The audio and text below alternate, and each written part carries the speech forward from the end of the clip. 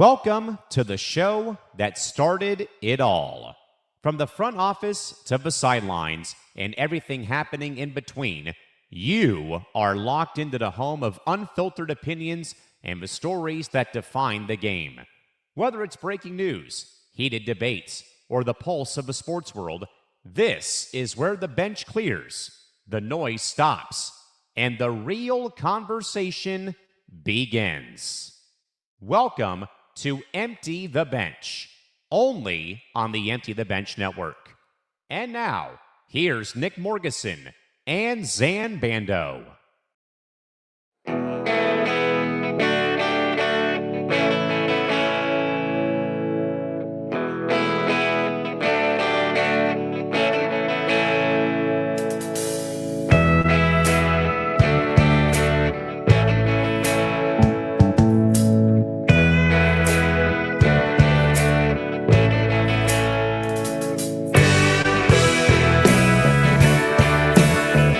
And away we go on another episode of Empty the Bench. If I can get the right colors, we'd be off to the right start. There we go. Welcome to episode 332. He's Zain Bando. I'm Nick Morgasen. Make sure you follow us on social media at ETB Sports, Twitter, Instagram, TikTok at ETB Sports. Follow the Empty the Bench Network at ETB Network, Twitter, Instagram, TikTok. Make sure you follow our YouTube channel, youtube.com/ETB Network. And boy, a lot of news going on in the world of sports in the last couple of days, not even just the last week. We say that the sports world is a 24-hour news cycle. This has been like I don't know what you want to call it, a one-day news cycle lately. I would say so, and since the Callan's already locked in. So, well, because he knows part of what we're going to be talking about and part of what we're going to be talking about on PR in a couple of days. But boy, we got a great episode for you. We're going to get into the whole WNBA drama again. Callan, if you're going to say it again, this is the time to say it. 0 days since last incident, because that's where we're at again. Enes Kanter versus Natasha Cloud. We're going to get into all the drama. And I'm going to tell you right now, there's a lot of people who are not going to agree with what I'm going to say about that whole situation. In your neck of the woods, in Chicago at Wintrust Arena, what went down, we will get into all that drama. Plus, we'll get into Jed York, the CEO of the 49ers, arrested for alleged prostitution. Robert Kraft, anybody? Did someone go and say Robert Kraft and said, I should go copy that? We'll get into all that. Also, the Big Ten has come down with a huge ruling on NFL players going backwards to college football. Yeah, we're going to talk about that. Some media drama also in your neck of the woods in Chicago. A 20-year veteran is out of the job and replaced by a nepotism hire, in my opinion. A Seattle Times columnist voluntarily resigns due to, color me shocked, politicking in sports. Yeah, that's exactly what happened. And then we'll get into college football week 0, which, by the way, we'll promote Forever Power 5 later on, because that show officially comes back tomorrow. It's unbelievable, right? That it's I can't believe it's tomorrow. I can't believe it's tomorrow. College football is back in the books. We'll talk about that a little bit later. And then we'll do, I think we have 2 more previews left, technically, for the NFC South and the AFC South. We'll get to that. And if we still have to do the Nords, though, next week, because we haven't done the Nords yet. I think we'll get it in right before the season starts. Mm-hmm. So 2 more previews We have technically 2 more previews of 2 subsets to go. Yeah, so you're 100% right. Yep. So we'll get into the previews, and then if we have some time, maybe we'll get to Deshaun Watson, because I'm sure you and I are probably thinking on the same wavelength of his comments. Now, he publicly tried to apologize, but it was a BS apology after he already did the damage.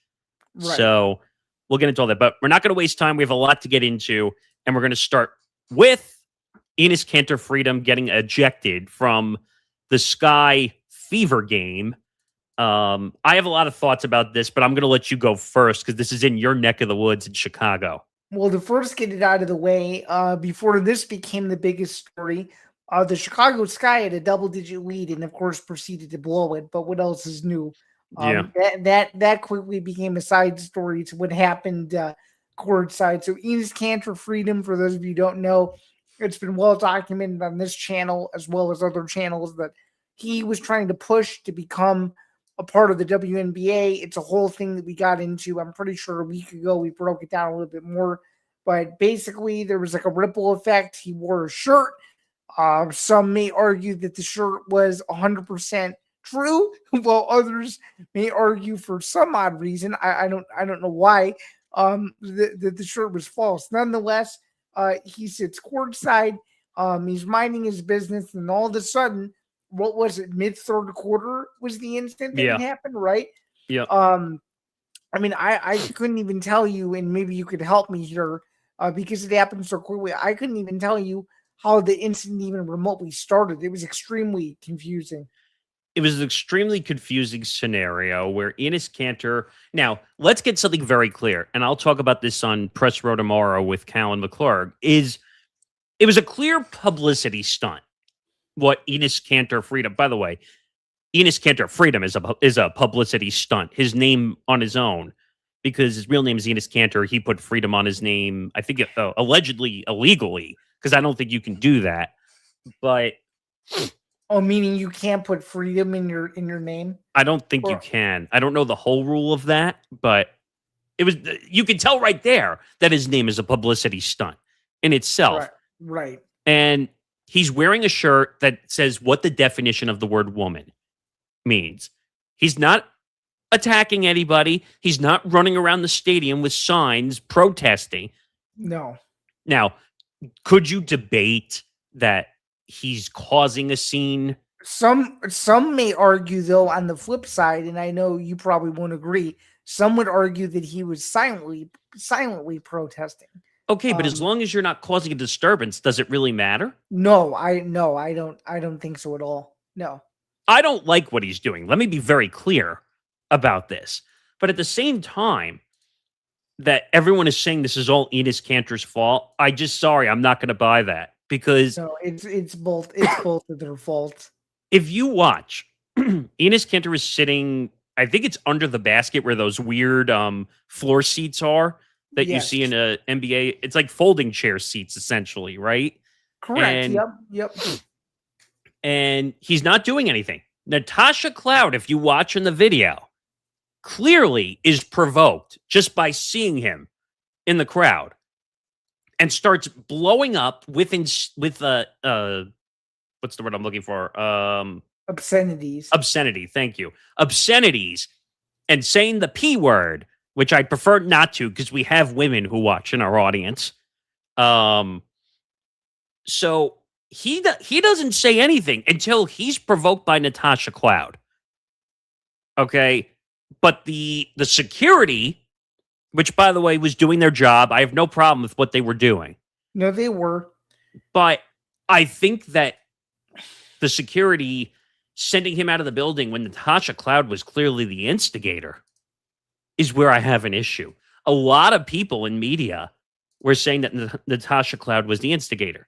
Now, I guarantee you that we're going to get a comment from Callan sooner or later that is going to say, but we're not talking the WNBA. And I agree.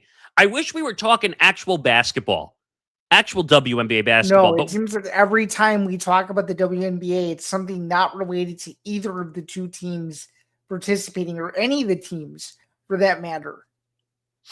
But I'm tired of this because, again, this all goes back to the top with Commissioner Kathy Engelbert, who doesn't want to take control and say what the definition of a woman is for the WNBA.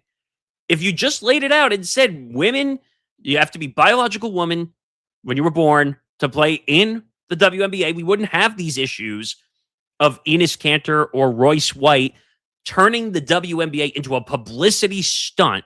I don't know if you saw Enes Kanter went on Fox News after the whole incident happened. Did you see that? I did. That was a bizarre interview. Would you not agree? It was. Callan says, even with Tash starting with the whole fray, him standing up and walking towards her on the court. Yeah, I was going to get to this, Callan, too. On the court is a bad look for him and for Tash by taking the bait. Agreed. So what I started to say, Callan, was that Enes would have been fine until he took steps towards the court. And if he didn't do that, Natasha Cloud would have been 100% in the wrong here. So I don't know. What do you make of this incident? Because it's taking over the headlines in a bad way.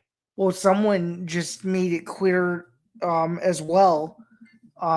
Someone just said it perfectly. They say this topic is crazy. A woman is an easy definition. It is. I think there'd be a lot of people that would agree with that sentiment. But yeah, I mean, my reaction to this is it just sucks.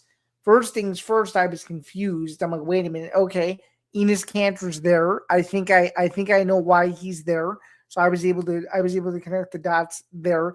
And then the second thing is I see Natasha Cloud getting up and trying to get in his face. And I'm going, what is she doing? All of her teammates are on the bench trying to tell her to get back. And or push her back. Right. And it's clear she's in her own little world, which is unfair because if you know this, and I don't know if you watched the rest of the game, but that entire incident, it killed the game. It killed the game. Changed the entire game. I think if I'm not mistaken, the Fever, because I think they were playing the Fever, that the Fever went on a 32-15 run after the incident. Something like that. And Caitlin Clark just went crazy. I think was that the 37-10 game or no? 30. Well, she had 30 points with like 7 minutes to go in the game. And yeah, so they won by 23. Yep. But Callan also says as soon as he takes steps towards the court, that warrants an ejection, regardless if it's a celebrity or an average Joe sitting in the seat. You're right, Callan. No one's debating that him walking towards the court was a threat. Or I don't know if I would call it a threat, but it was a stupid thing knowing that security was going to do it. But, Zain, could you say at the same time that him taking steps towards the court, him almost taking the argument on, that's what he wanted the whole time going there? Yep, that's exactly it. So, almost him getting ejected put more attention on this scenario. By giving him the attention, eventually Fox News having him in studio after the incident occurred. Like, first of all, did Fox really have to do that? No. But they wanted to capitalize on a major. I get what they're doing from a ratings standpoint. But yeah, and I think Callan said it best. He goes, new theory to the players, don't feed the birds. Right. But I wish Kathy Engelbert, for all things holy here, would just run the league like the way she's supposed to as the commissioner of the sport. Okay? Yes. Kathy doesn't care. It's one of those things where it's just like, if you had just handled this originally, then this thing wouldn't have happened. Oh, I want to see him play a game, LOL. He's going to dunk on the women. It's insane. Benny Johnson had Enes on the show. Yeah, I did see that interview too. It's become a public spectacle, and it makes the WNBA look like a where's that sound I need? There's a certain sound I'm looking for, which defines the W. Oh, here. Clown show, clown show, clown show, clown show. That's what I think of the W right now, because they are not doing the proper proceduring to avoid these incidents. How hard is it to define what a woman is? I mean, it was on Enes Kanter's shirt, for crying out loud. Literally on his shirt. Literally. And the what team am I thinking of? The Sky security just said, "Oh, we don't like that. You're out of here." Like, he wasn't doing anything. In my opinion, he actually was just sitting watching a game until the incident occurred. Yep. Now, could they have handled this differently and said, you know what?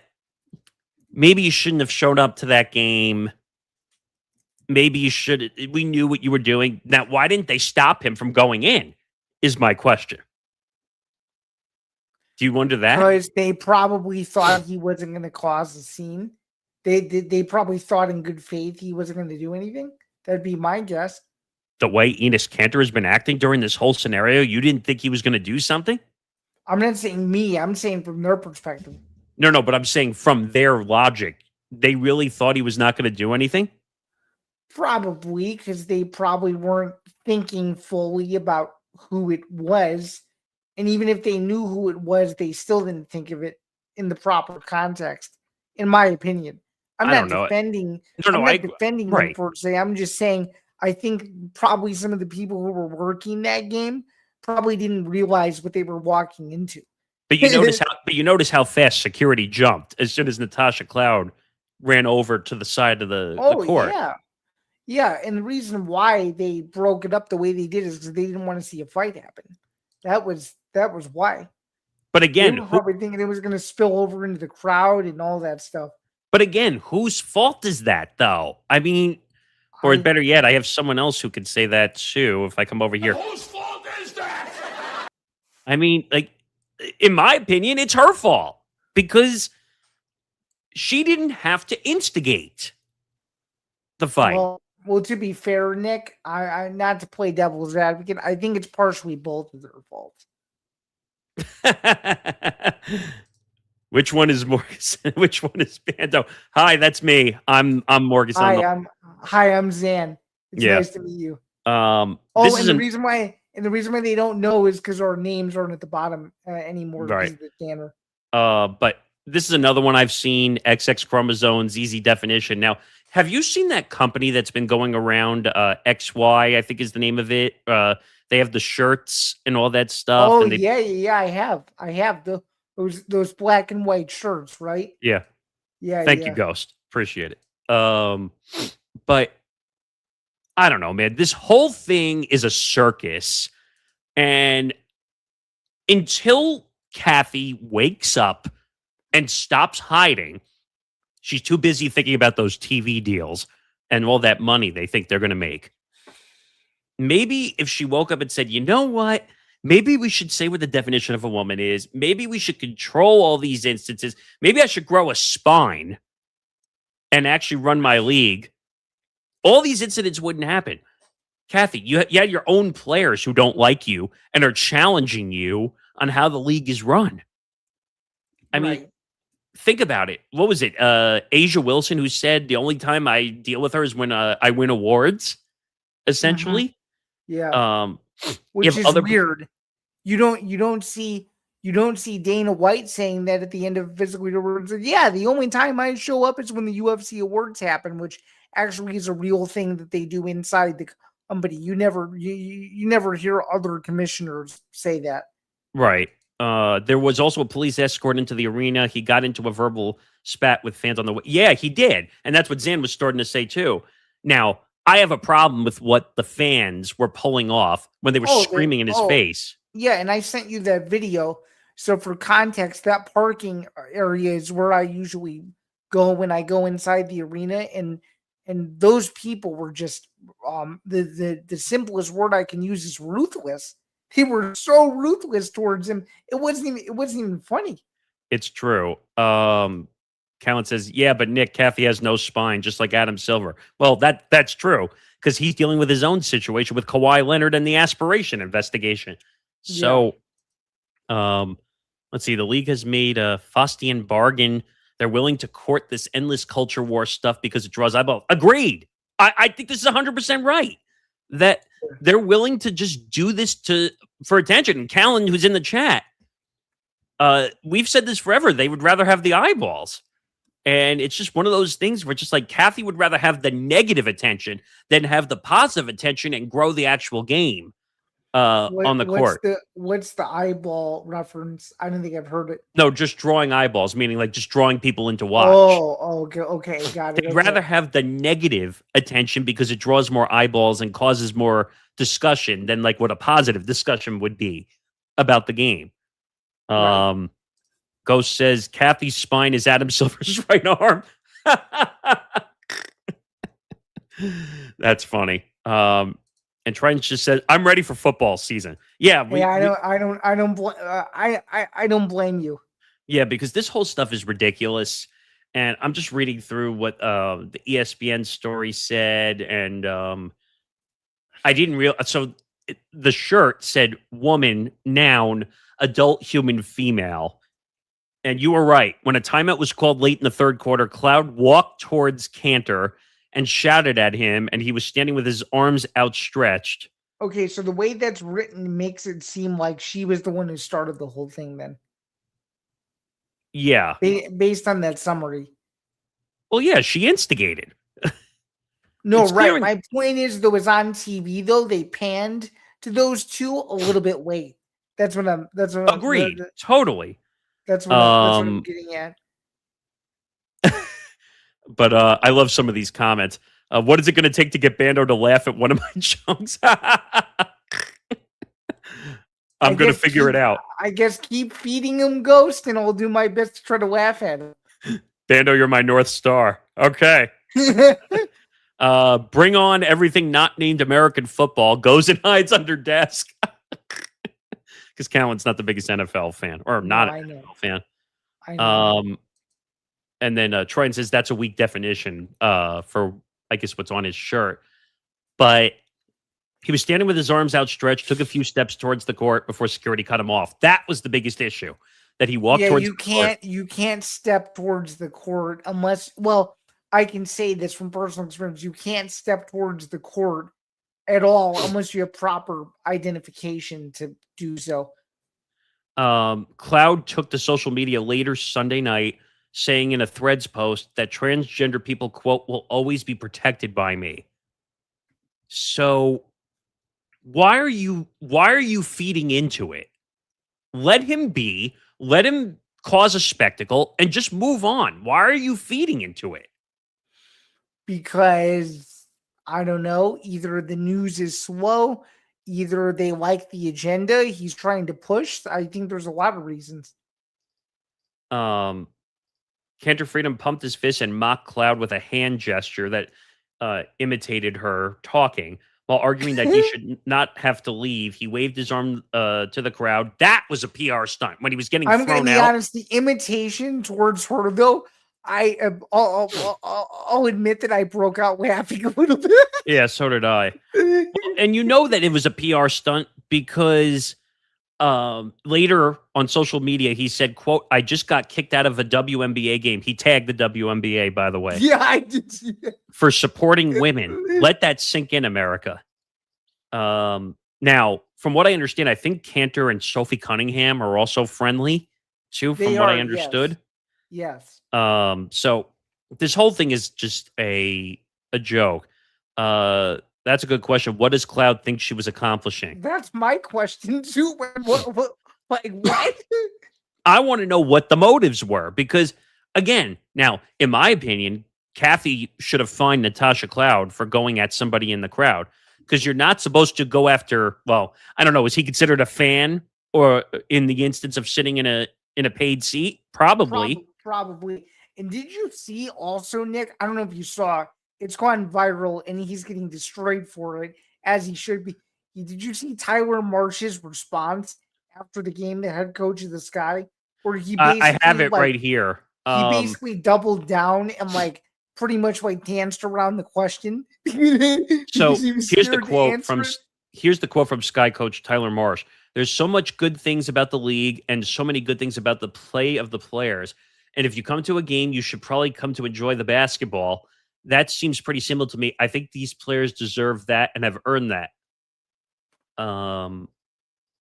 That's He's not wrong to say that the focus should be on basketball, though. He is right about that. If the commissioner's office won't take a stance, say anything, then the players will do it on their own behalf. Agreed. 1,000%. They already are. They already have. And unfortunately, because Kathy Engelbert will not speak up, the players are fighting for their own supper out there. They're taking it on. Right. No wonder you see Sophie Cunningham going out and doing her own thing and, trying to push her podcast more in her personal brand because she knows that she has a bigger audience from just her name alone than just playing basketball. Yeah, I mean, it's an unfortunate thing when you have a commissioner who doesn't know how to run the sport.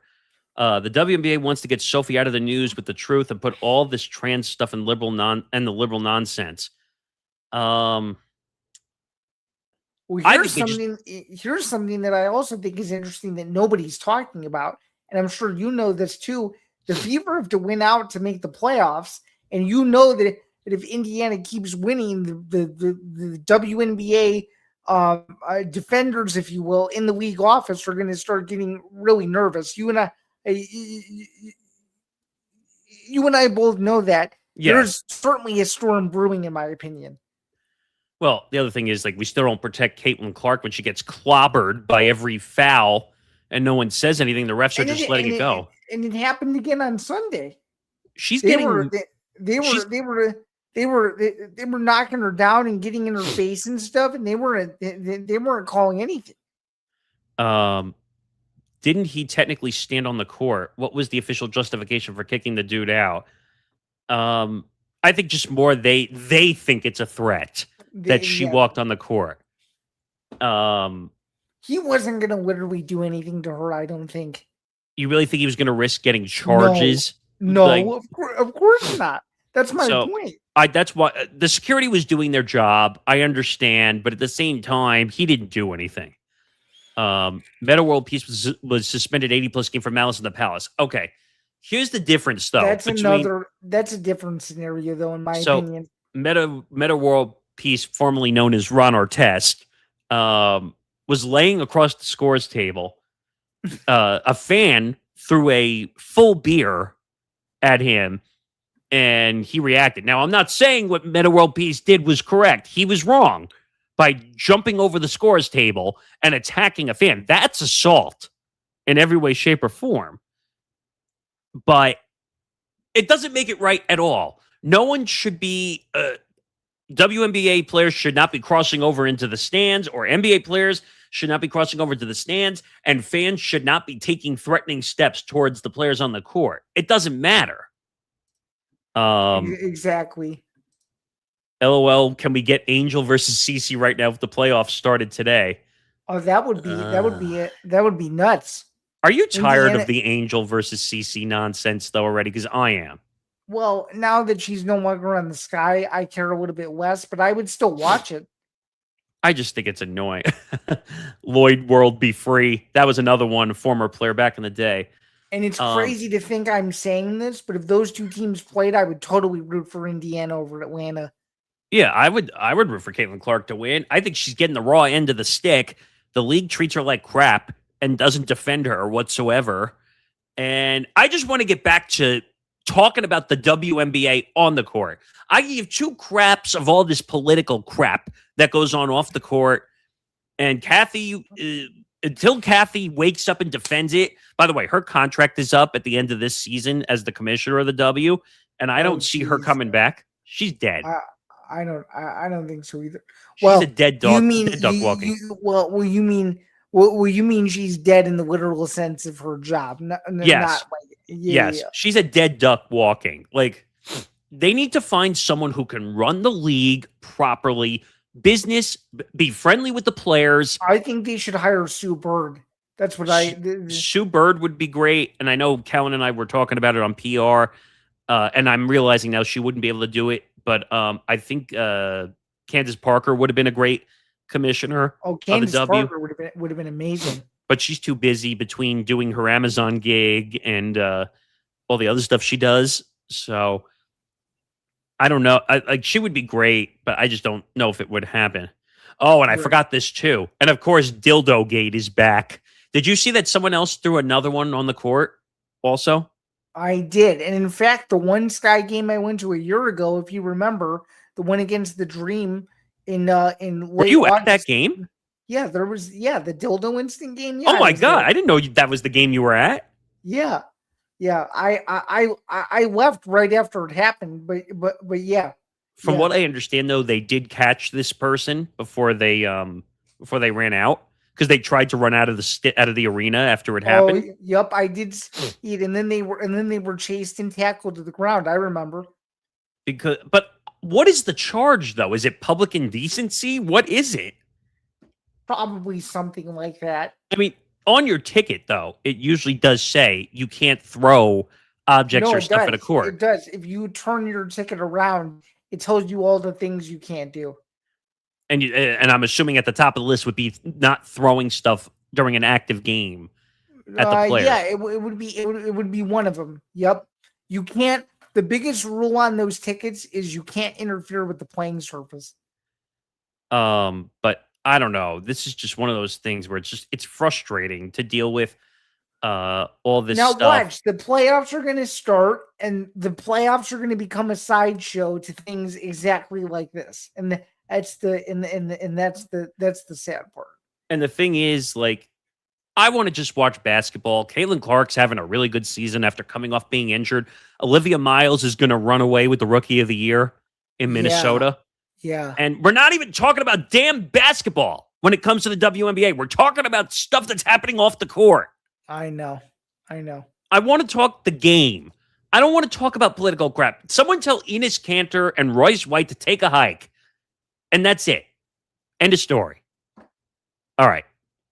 From one off the court situation to an off the field situation, which broke yesterday, 49ers CEO Jed York arrested weeks before the 49ers season opener. By the way, this broke while I was listening to a radio show, as a matter of fact.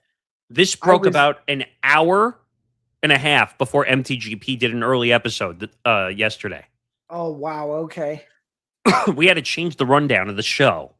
That's how crazy this got. But Jed York arrested for alleged prostitution. And apparently he went to like a trailer park in, I think it was Palestine, Ohio, was the name of the city. And yes, which I've never heard of it, and I think only people that live there probably know what it is. So apparently he responded to an ad, a fake prostitution ad. And what's even dumber about this situation is it was a setup. It was a prostitution sting done by the police. Yeah. And so he goes to the trailer park, he gets arrested. But now there's an update to the story today that he contacted, I want to read the headline. 49ers owner Jed York contacted prostitution ad 3 times before he got arrested. And on top of this, to make this even more insane, he tried to use a pseudonym to protect his image when he went to this trailer park. That's bad. That's really bad. And by the way, he's married with 2 kids. Oh, I know.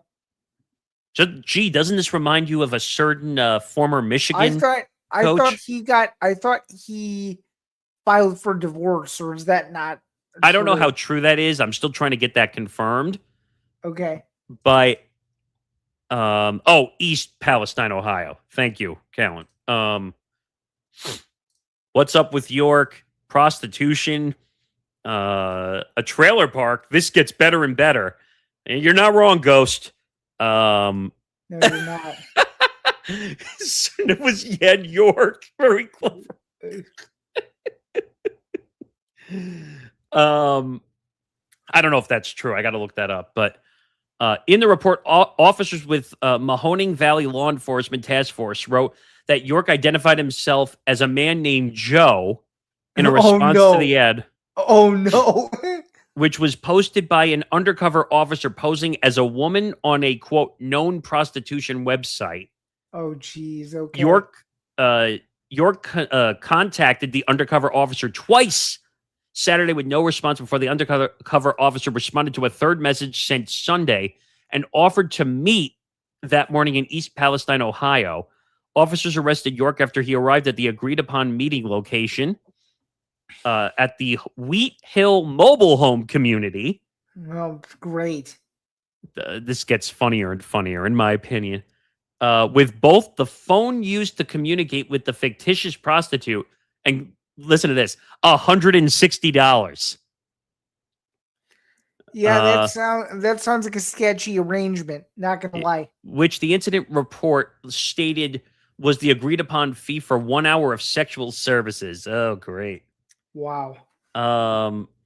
York was charged with 2 misdemeanors, engaging in prostitution and possession of criminal tools.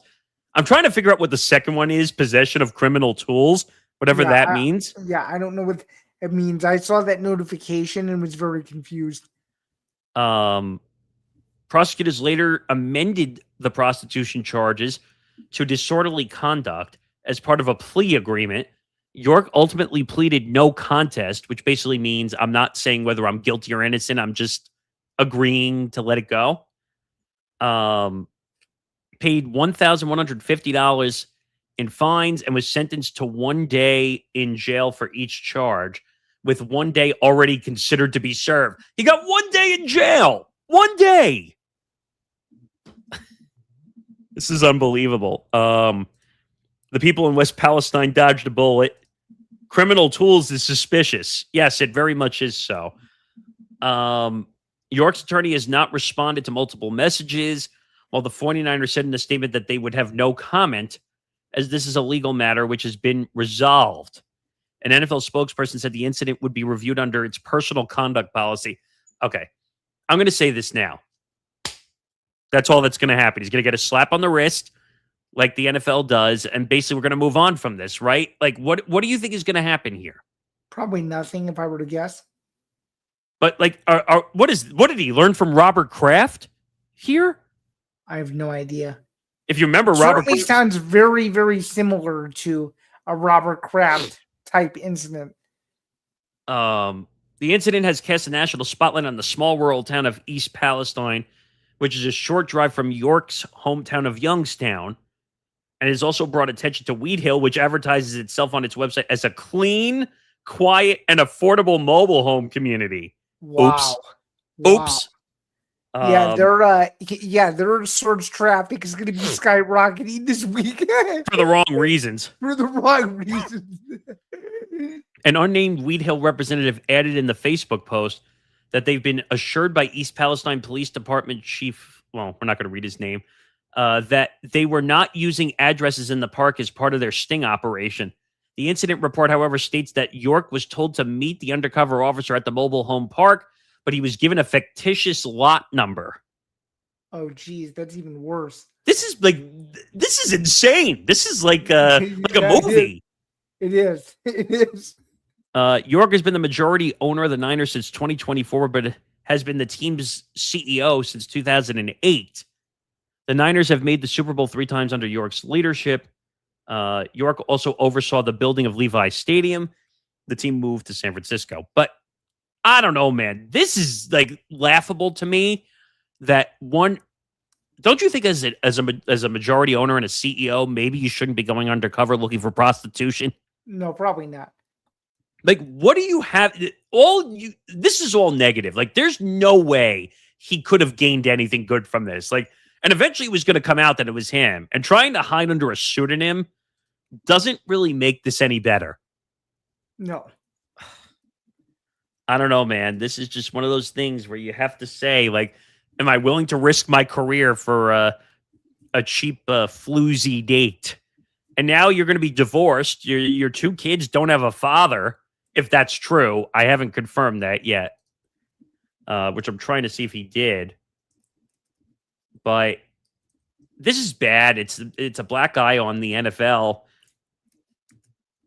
Oh, so Jed York filed for divorce from his wife on May 11th, 2026. So he is divorced. Oh, wow. Okay. The substation strikes again. Yeah, the substation's not having a good time down in San Francisco. It's claiming injuries, and now it's claiming CEOs for prostitution. I don't know. Like, this will blow over at some point, right? I think so. I mean, we're so close to the NFL season starting that it'll blow over before we know it, I think. I'd be my guess. Yeah, I mean, there's not much else we can really say on it. It's just kind of ridiculous. This is the second time now we've seen an owner kind of pull this crap, and it's probably, I mean, he's the owner. Like, what are they going to do? Make him divest from his ownership? Is that what we're going to do here? I don't. No, I don't think so. No, He's the owner. He can do whatever he wants, I guess, within reason. But I suppose. Well, except for something like what he just got himself into, I guess. well, yeah, obviously, but I don't know, man. I guess we'll see what happens. All right, let's move on to your neck of the woods again in Chicago. Let's talk about NFL players heading back to college football, but at least from the Big Ten.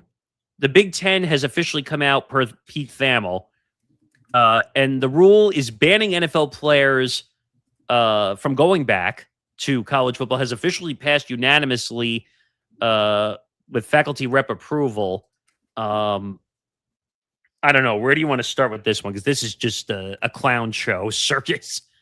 Oh, it's a clown show circus, but at the very least, the Big Ten is sticking to their guns and saying that they're not going to let this happen because the SEC is letting it happen, and the Big Ten realizes, oh, if we let this go through, we're going to create an unfair advantage for our student athletes, and they want the focus to be on literal college athletes, which, given their stance on it and given how much money they have invested in all of these TV networks and stuff, it makes logical sense. I have no issue with the statement at all. And in fact, I think it's right. If you signed a contract, been drafted, picked up by a practice squad or anything like that, to me, you are officially a professional football player.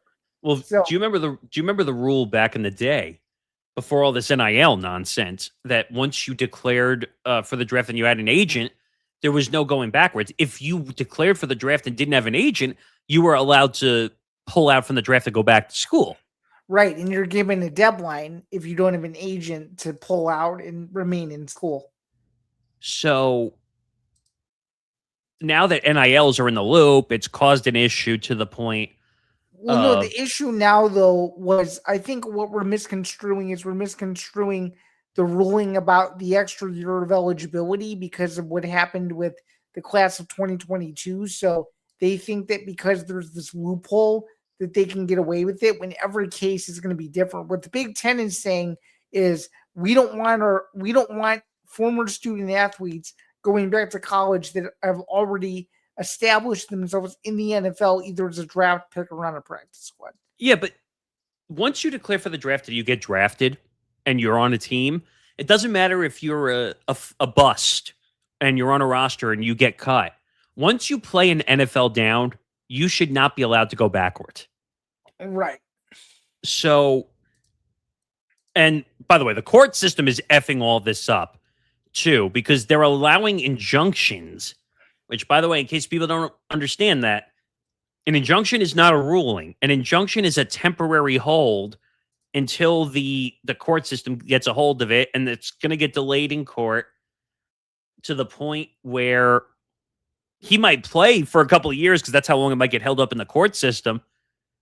And he might be back in the NFL by the time it's over. Yeah. Now, the whole Daquan Wright situation, I don't know which NFL team he was on before he... The Browns. Okay, so he's on the Browns. He's trying to clear waivers to go back to LSU. That's where he's... Because I think he had technically a year of eligibility left. I thought it was Ole Miss. Oh, was it Ole Miss? Okay. I thought he was going back to LSU. But that's where the whole injunction process came into play. And now this whole battle, and the court gave him an injunction so he could go play. LSU is right. He did used to play for Ole Miss, though. Right. That's where I was getting confused. But LSU wanted him back, and he got an NIL deal. Yeah. Out of it. He's going to LSU to follow Kiffin because he used to play with Kiffin at Ole Miss. Right. That's the connection. Yep. And I think Callan says it right too. Of course, it's going to blow over win-loss behavior. But I don't know. I have a problem with if you play in the NFL, you go back to college, and Daquan Wright has an NIL deal. Don't you have to be a student athlete to get an NIL? Yes.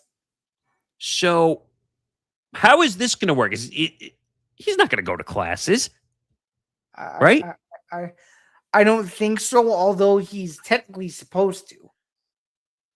But how is this going to work? Because, again, there's no regulation for NILs, except for I guess you have to go to class.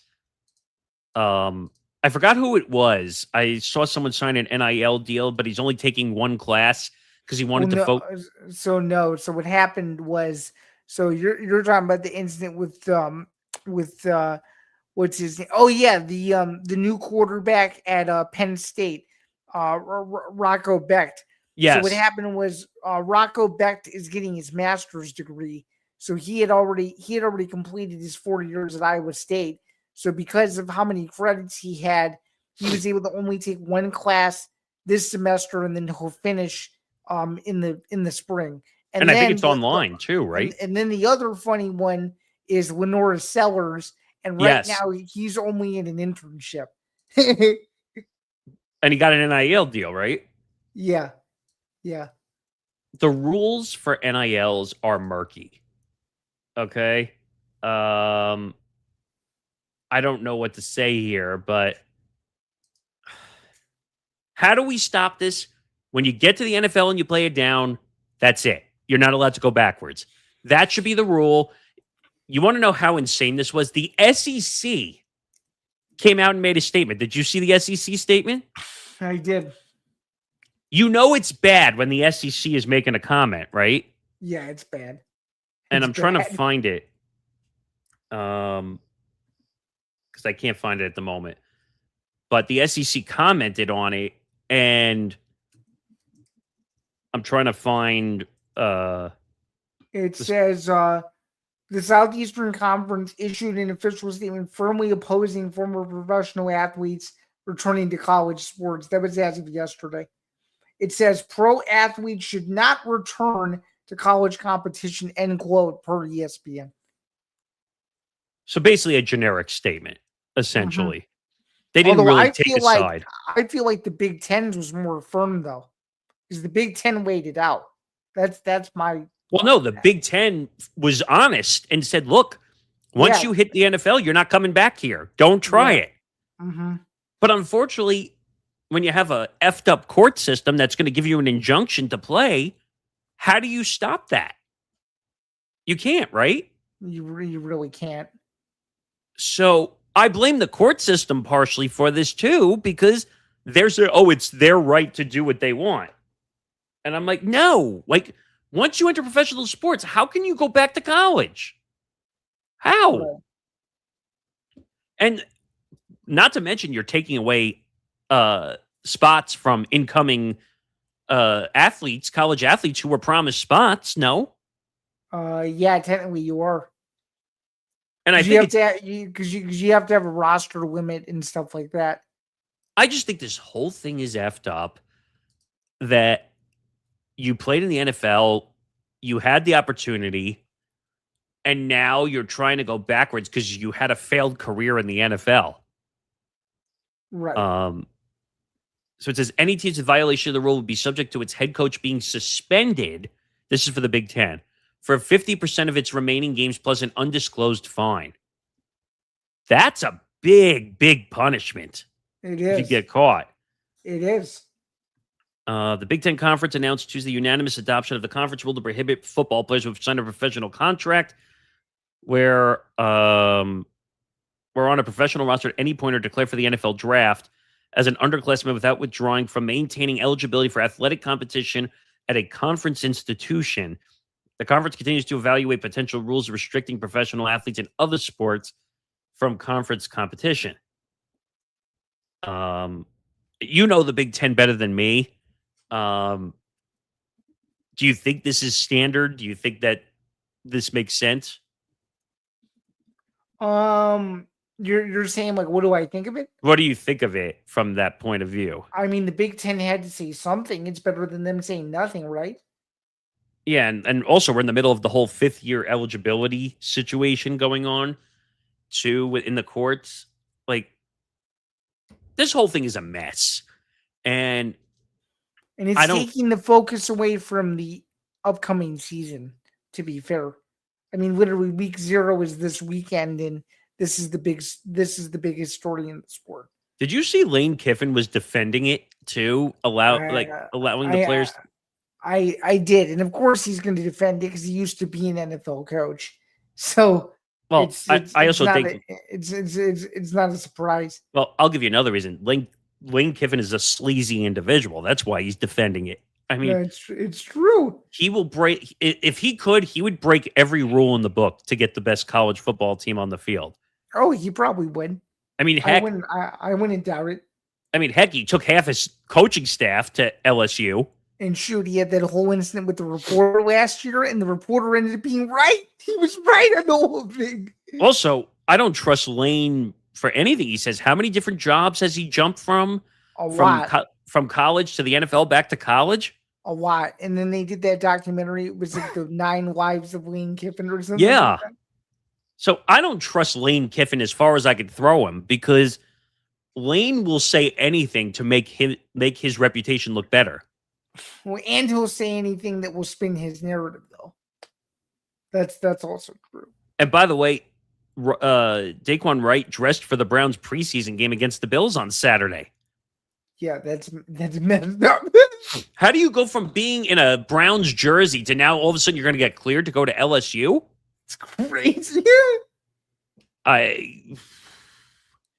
This has legal BS written all over it.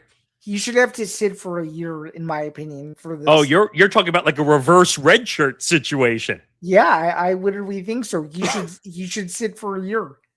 I don't think he should be allowed back in. I don't think anybody should be allowed back in. No, I know, but he's already back in, so there should be a punishment for it. In my opinion. Did he clear waivers yet? I have no idea. Because they said he had to clear waivers before he could come back to LSU. And he got an NIL deal, so he's going to get paid more than he was on an NFL roster. What does that tell you, by the way? Tells you how powerful college football is. In my opinion, and it'll never happen, but they should work with the NFL, the NCAA. Whatever the minimum salary is for the NFL should be what the max NIL deal is to be allowed in the NCAA. Oh, I actually think that'd be fair.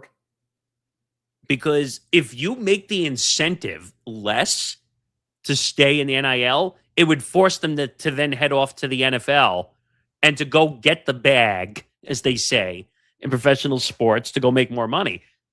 But because you can make millions of dollars now off of NIL deals, you can make more money being in college football than you could being a minimum salary guy in the NFL. You could, and then there's a chance that maybe in the NFL you just don't play. And that's the problem. Cowan had said already lived through this crap during the last college basketball season. One of the teams that he does the PA for, I forgot the name of the player, but they came back from like an NBA G League team to go to college basketball and get an NIL deal. It's crazy. But I don't know, man. Well, I'll leave that one be. All right, let's go. Few media stories here. Jarrett Payton replaces Mike Mulligan, I think known as Mully, also on 670 The Score. That's correct. This is a weird story for me because I've met Jarrett Payton on multiple occasions. Is he nice or no? Very nice guy. Nice guy. It's funny. So because I'm like a media junkie, I pay attention to all the major markets. So I know that Mully was doing, what was it? Mully and Haw was the name of the show? Mully and Haw. It was the morning show, right? Yes. Like 5:30 to 10 a.m. 5:30 to 10. Yep. Great show. Mully has been at 670 The Score, from what I understand, for 20 plus years. A long time. And some say he well, he's no longer there anymore, but some argue that he and Dan Bernstein were basically the originators of what the radio station became. I don't like Bernstein at all. Those were the two big personalities for at least 20 years. Bernstein rubbed me the wrong way in a lot of ways. I don't know if you got that same opinion. You're not the only one who feels that way. I think he's on that 312 platform or wherever he is now. He helped start it. Oh, that's his vehicle? Mm-hmm. Okay. Yeah, he rubs me the wrong way. I think he got thrown off the air because he did something to somebody, didn't he? Yeah, he threatened somebody on social media. that's going to get you fired instantly. Just going to say. Which, by the way, he admitted on his show yesterday that he deserved to get fired and that he deeply regrets it. Oh, so he finally owned up to it after all the time. Mm-hmm. But obviously Jarrett Payton, and if you recognize the name, you want to tell everybody why the name's familiar? It's because he's the son of Walter Payton. So we had a little bit of a nepotism hire here, a little bit. Potentially, yeah. I mean, if you've ever listened to him, he's a very smart guy, though. So a lot of people say, and I've been reading in a lot of the media trades that like he's a little too nice for. He is. He is. He's very good for TV. I'm not sure how it'll translate to radio. It'll be interesting. Now, it's a little ironic to say someone is too nice to do something, but at the same time, radio is cutthroat, especially in sports talk radio. It's cutthroat. It sure is. But I mean, this is no disrespect to Mulligan, but if I were to guess, the score, like the people above them, like it's a pay issue, in my opinion. No. Well, that, but also if I were to guess, they probably want Jarrett Payton to carry most of the show because he has the name. That'd be my guess. Well, who is he doing the show with? It's Jarrett Payton and David Haw now. Are they calling it Payton and Haw? They're calling it Haw and Payton. Well, that makes sense because Haw is the more experienced guy now. Yep. I'm assuming it's going to be a lot of Bears based on this hire, which I think is a good thing. We need more Bears talk. Yeah, but what do you do in the offseason? This is the same issue we have in New York on WFAN with Evan and Tiki, where Tiki is great during the football season, but it's weird to hear him talk baseball and basketball and hockey and all this other stuff. Well, with how much better the Cubs have gotten, they could definitely talk about the Cubs. No. That's not what I'm saying. What I'm saying is it's awkward to hear someone who's like in the NFL. Oh, right. Okay. Where they only really cover one sport. Yeah, that'll be interesting. Yep. Because now, is Tiki as bad as everyone says on WFAN? No. But it's awkward to hear him talk baseball and NBA when he's clearly a retired NFL athlete. I think he's in one of the booths for Fox during the season. Yes. But I don't know how to feel about this. The stations are going through a lot of crap. And I'm forgetting the guy's name, the executive in charge at 670 The Score, because he also does a lot of the Odyssey stuff. Oh, Mitch Rosen. Which, by the way, he's been getting destroyed on social media. Well, he was on air announcing the change, and he basically said, "Oh, this is a good change," and all this stuff. And I'm like, dude, you just let go someone for 20 years, and you're saying this is a good change, and we needed to make change. You didn't have to make change; you chose to make change. They also got rid of Marshall Harris too. Well, he was only there since 23, I think. Yeah, which a lot of people had the same opinion on him, that he was way too buttoned up and kind of vanilla-ish a little bit. But why is that a bad thing, though? I don't understand. Well, no, I'm not saying it's bad. I'm saying that's what the opinion of the fans is. I mean, do I want someone who's completely buttoned up and won't give their opinion on stuff? No. So I agree, but you don't need someone who's an asshole screaming fiery hot takes for 4 hours. No. Like that gets boring and tiresome at one point. But we'll see. Maybe it'll work. Maybe it'll not. I don't know what's going to happen to Haw, or if he's going to. No. Haw's doing it. Payton. I'm sorry. Who's the one that got let go? Mike Mulligan. I'm going to be curious. Oh, it's right there. Mulligan. I don't know what's going to happen to Mulligan at this point. He could retire, though. He's getting up there in age, so he could always retire. Well, or he could do what everyone else does and just make a podcast or make a podcast or start a Substack. Or he could go back to the Chicago Tribune, which is where he'd been for a long time if he really wanted to. But wouldn't that be going backwards slightly, though? Yeah, I would think so. So we'll see what happens, but I don't know. I feel bad for Mulligan. He'd been there for 20 years. I mean, and this is the same thing that just happened to Carl Ravage at ESPN. 33 years at ESPN, and we're throwing him in the dumpster like he doesn't exist. anymore. Yeah. Did you see that tweet that he was overwhelmed with all of the positive messages that he got? He deserves it. The man is one of the best in to cover baseball. No, I know. And by the way, I got to give him a lot of credit. He actually is really good at calling college basketball, too. He is. You're right. You're exactly right. You're right. Let's see. Colin says, almost like KWFN in San Diego, Padre talk all season and throughout the off season. Right. I don't know. It's just, this business is rough the way this is going. Everything is becoming more independent. Look what we're doing here. We have 17 shows on a network that we're building, and we're getting close to hopefully approaching 4,000 watch hours. To be honest, we couldn't do half these shows on a network because people would yell at us for having an opinion. Like Callan, who does Callan's Cranium, he wouldn't be able to do that show on a Fox or a CBS or an ESPN. Would you be able to do Bando's breakdowns on an ESPN or a CBS or a Fox? Probably not. If I toned it down a little bit, I think I might be able to. But I'm saying as a current stature, which the way the business is going. Meaning in its current format? Probably not. No, because they would want you to bow down to whoever network you're on, which we're not going to do.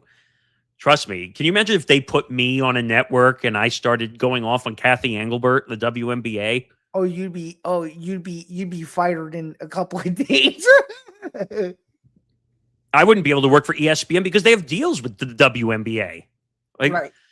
But that's the way the business is heading, where it's a more open business, have opinions, not gas bagging, having opinions and being allowed to speak freely. And actually, that's a good transition because we're going to talk about the Seattle Times columnist, and I forgot his name. Matt Calkins, I think is his name. Matt Calkins. And by the way, this is a shameless plug. This is why you should never miss Dan Zinger Part 2 on Sundays.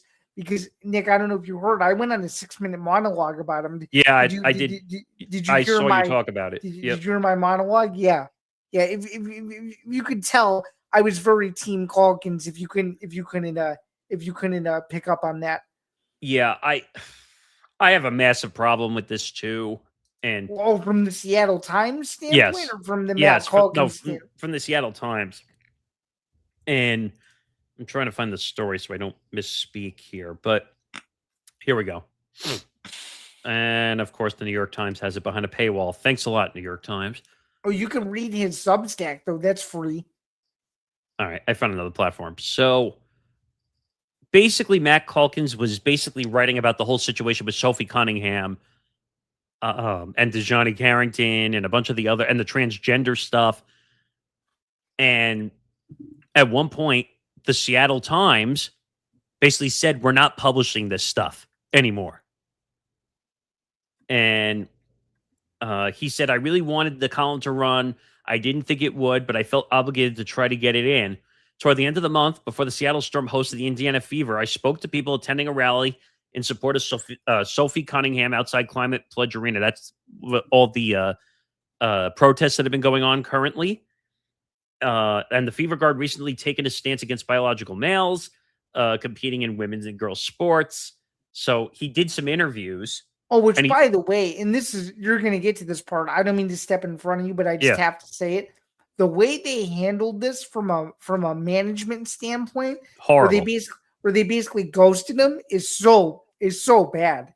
You've worked on enough writing platforms to see the ups and the downs of this business. I'm not going to say specifics, no, you don't have but to. I've been ghosted several times, not to the level that he's been ghosted, but I've been ghosted where I'm like, wait a minute, I just submitted these 4 things or whatever it is, and they're not up, or we're not talking about them. Like, did I do anything? And it's almost like he never got closure, which is why I was in such defense of him, because he should get closure for things like that. But you want to know what the problem with this is? It doesn't fit the narrative of the Seattle Times. No, it doesn't.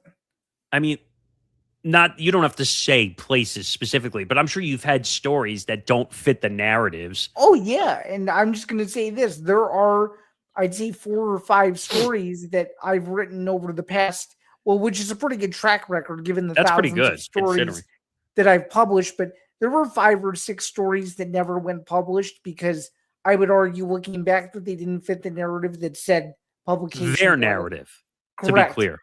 Not my own, but no, not yours. Theirs, Mhm. specifically the platforms. Yes. And I think that's a major problem. That's why people are going to Substack and other like freelancing platforms that they can control. You see more and more people stepping away from TV and radio and doing like the stuff we're doing, creating live streams on YouTube and all this stuff, because these networks. And I admit it before every show that I do, that some of the things that I say in this show I know can't be published, so that's why that's why you should watch it. But I think that's accurate, because you can. I know for a fact that I'm not going to say because I know more because you've told me, but there's certain platforms I know that you work for that would destroy you if you had some of the opinions you had. Oh yeah, 100%. Oh yeah, and it's because they don't want to admit the truth sometimes either. Because I've read some of the stuff you've written that you were not able to publish, and it's all because they didn't want the narrative to be changed. And that's not just places you work for. I see that everywhere, where I saw a video get published, and then this is my favorite now. People will publish a video, and then it gets taken down. Really? No way.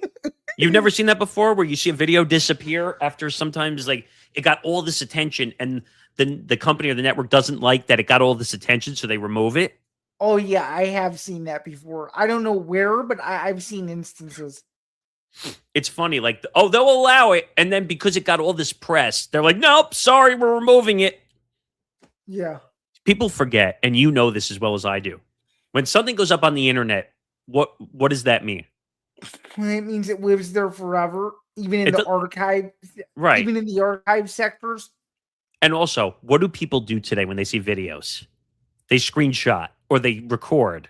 Yeah. Everything. So you could remove a video all you want. As long as it's out there, it's going to be found. Yeah, 100%. But I'm on the side of Matt Calkins here. And I put a message out to him. What do you think he'll do? Do you think he'll start his Substack? I think he already did. Well, no, he already did. I'm saying, do you think that'll be his new thing now? Yes, 100%. I don't know if you know this, Nick. He had 3,000 subscribers on that in one day. After the incident? Yeah, on his Substack. He had 3,000. He gained 3,000 subs? He gained 3,000 subscribers in one day. Yeah, I'm looking at his Twitter to see if... So he did tweet out...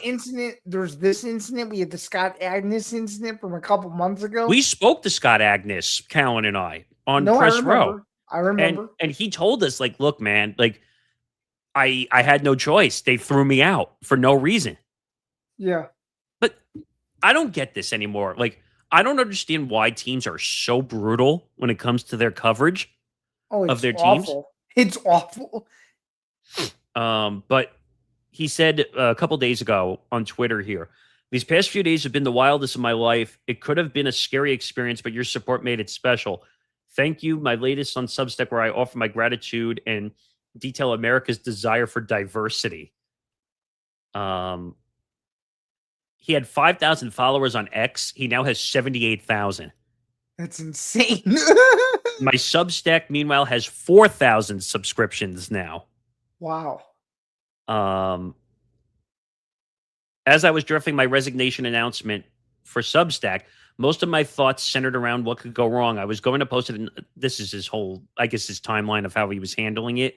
Yeah. But he said, which, by the way, the timeline, if you read his Substack, the timeline where they ghost him is insane. It's like, oh, here's a column that I have. He submits it. Then they're like, oh, let's talk to the superiors. 2 days goes by. Nothing. And then all of a sudden they're like, oh yeah, you can't run it. And then because this had happened to him so many times, he decided to resign. But here's the debate, or not really debate, question I have for you as the J journalist here. I try. Sometimes I'm not always a big J journalist, but I do my best. Because I've seen a lot of people say, oh, well, freedom of speech violation and blah, blah, blah, blah, blah, blah, blah. If I'm not mistaken, the Seattle Times is a private entity, from what I understood. Where is the debate of the line of what's considered violation of free speech or not? See, I don't know, because some of the stuff he's talking about were things that were unpublished. So if I don't have access to those pieces, then I can't verify whether they made the right decision or not. What I can tell you is the Seattle Times has a right to refuse to publish something, but because he had been there for so long, the human decency should have been to explain to him why things weren't being published. They tried to spin it as if he never notified them when he has documented proof that he did. That's the part that bothers me. So I just looked it up. The Seattle Times is privately owned. So they have the right to do whatever they want. They can determine if they want to publish something or not publish something. Right. Now, it does get murky, though, because what is freedom of speech on a private entity? Is there any? I have no idea. That's more a legalese situation, right? No, Not a journalism situation. No, it is. It is. I feel bad for Calkins. Now, let's be clear. He resigned. He did not get fired.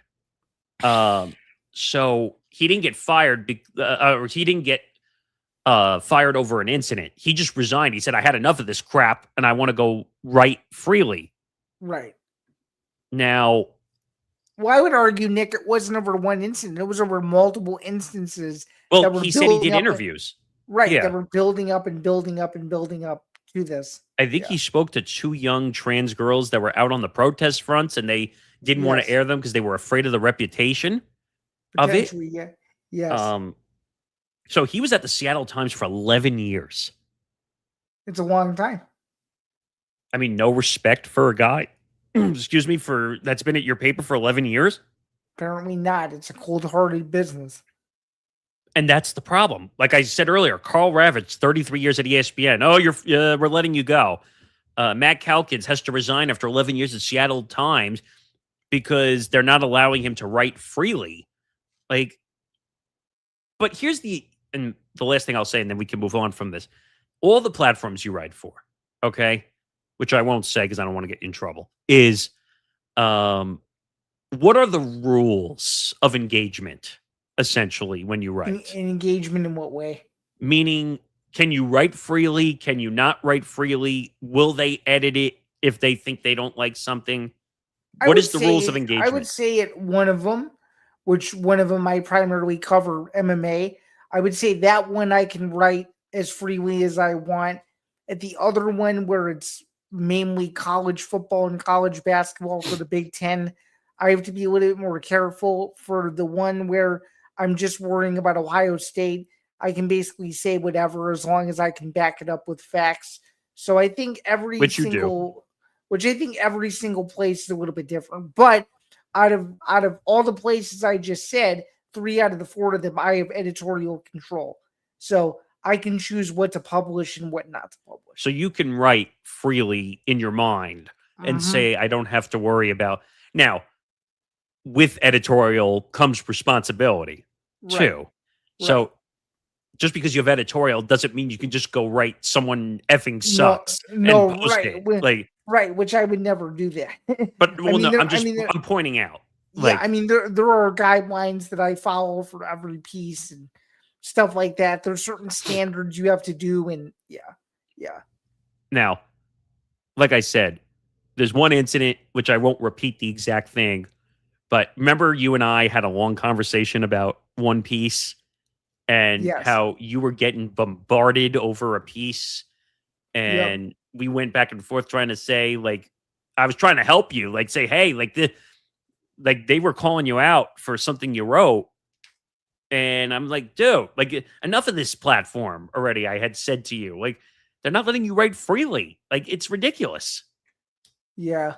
So that, just to kind of blow it over, it was, let's just say it was a learning lesson. And I really never, I really haven't poked the bear since. I'm very careful, but I'm very much someone who feels like he can write freely in a professional way without repercussions. So that makes sense. I think it all comes with the territory. This seemed like control over what Calkins could do.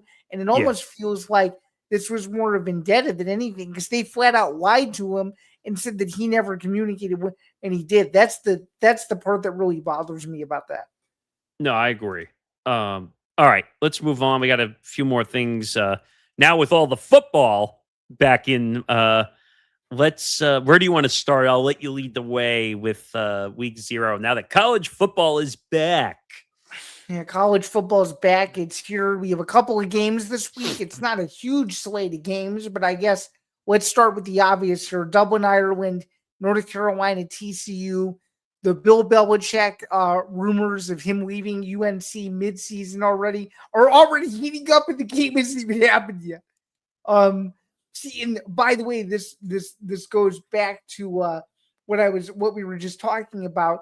I'm not going to say where, but said piece that said publication was related to Bill Belichick. Oh, yeah. And I think, the headline, right? And I think a year later that I may end up getting the last laugh if he did.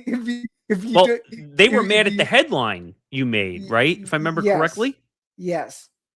And you said that you thought that was going to pop off, if I remember correctly, right? Which it kind of was until they changed it. Okay, that's neither here nor there. But let's. I do want to talk about Belichick going to Dublin, which of course they did that on purpose. Can we just admit that now? Well, wait, you're saying what did they do on purpose? I mean, this game had been planned for over a year. No, but I'm saying they did that on purpose because of Belichick, his name, obviously. No, right. If it was any other coach, they wouldn't be playing in Dublin, I don't think. I'm still not expecting much out of North Carolina anyway. No, I don't think so. I think they're going to be trash again. I think they might finish under 500 again. I think so too. But what else stood out for week 0? Is there much to really look at? I mean, USC plays this week. They're the only Big Ten team on the schedule. Let me look at it. I'm looking quickly now just to see if there's any games. I thought I saw, TCU. That's that game. See if the schedule here. Let's take a look. It's not great. So North Carolina, TCU, San Jose at USC, NC State at Virginia. Yes, correct. So there's not much. Florida State's playing week 0, which I forgot about. New Mexico State, Florida State on CW. That's going to be a tough game. New Mexico State's a decent team. That'll be closer than people think. I think a lot of these are going to be blowouts, to be honest with you. You think so? This won't be that exciting. Yeah, I looked at the schedule. I don't know. It doesn't look great. I think week 1 is what everyone's looking forward to, right? I think so. I mean, week 1 is when most of the games are. You have Wisconsin, Notre Dame. You've got Miami playing, which is going to be a bit when they've got a major test. I'm pretty sure there's some marquee games week 1, and then week 2 is even bigger. The big headliner for week 2 is Ohio State and Texas. So you have a lot to be excited about. Yeah, and the game is at Texas, by the way. It's a rematch of the 14-7 game from a year ago that Ohio State won. I hope, because week 0 doesn't usually have the best games. No. So hopefully they get something. And is that why they put the Dublin game in week 0? Because they don't want to draw massive attention for the rest of the season? Or well, no. They put the Dublin game in week 0 to give people something to watch. Because without a marquee game at a neutral site for week 0, then nobody would care. I think week 0 is a waste of time. What do you think? I think so too. I'm used to it though, because Illinois used to play on week 0 all the time when they weren't good. Did they? Yeah, they did. When I was in college, they played on week 0 3 out of the 4 years I was there. Can we talk about also that stupid Notre Dame rule, by the way, too? Oh, sure. That what is it? They have to be in the top 12 also. Yeah. And they're guaranteed to make the playoff. Yes. Correct. Yeah, why is that? Like, why are we doing that? I think it's a multitude of things. I think it's Notre Dame as a brand. I think it's the fact that Notre Dame doesn't play in a conference. I also think it's almost a slap on the wrist for what happened a year ago, where they decided to opt out of a bowl game because they didn't make the playoff. I mean, I don't know. I think it's more power and control than anything else. So basically, they're getting away with everything, is what you're telling me. I think so, but being in the top 12 though is standard. So the expectation is that they need to be good in order to get in. They're not just going to be gifted a playoff spot. Like if they're out of the top 12, then they're guaranteed not to get in. So they have to already be in the top 12 when those rankings come out to be considered for the CFP. That's really the only stipulation. I just don't get it though, like what the motive is and all that stuff. Like, let Notre Dame earn it instead of giving it to them, right? No, I agree. But I don't know, man. They're a private institution. They don't play in a conference. They have a lot of power. It's all very interesting. I don't know. All right, I don't love it. Let's just say that. I think because some college football teams have a little too much power, in my opinion. All right, moving on. NFC South, AFC South previews.